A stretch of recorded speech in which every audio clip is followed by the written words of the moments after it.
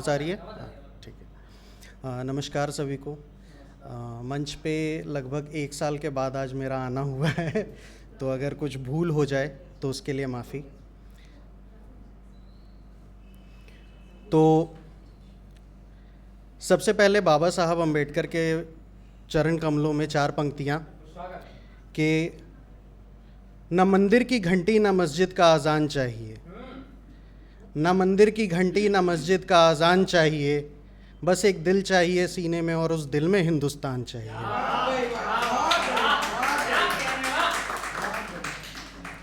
शुक्रिया शुक्रिया। अब आता हूँ अपनी रचना पे। तो ये इससे पहले मैं अपनी रचना को स्टार्ट करूँ, एक दृश्य बनाते हैं।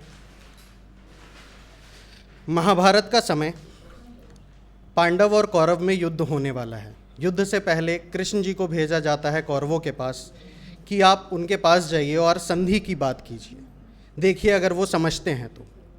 कृष्ण जी आते हैं सभा में, दुर्योधन सामने खड़ा है और कृष्ण जी दुर्योधन के ठीक समक्ष हैं और कृष्ण जी दुर्योधन की आंखों में देखते हैं और कहते हैं कि कर प्रयास हाथों को खोल, जो है भीतर तू उसको बोल, मैं धूल हटाने आया हूँ, मैं तुझे मनाने आया हूँ।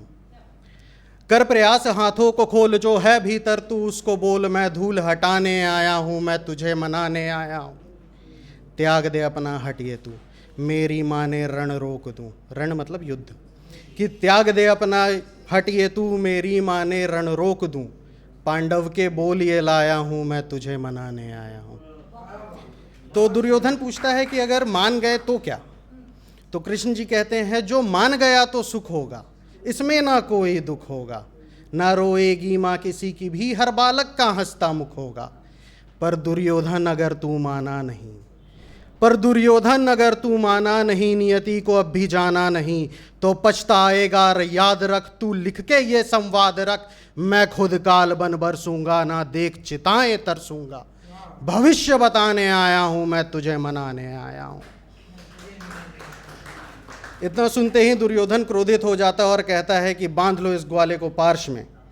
तो भगवान कहते हैं कि ये देख धरा पर हूं मैं खड़ा, ये देख धरा पर हूं मैं खड़ा, मुझसे यहां है कौन बड़ा।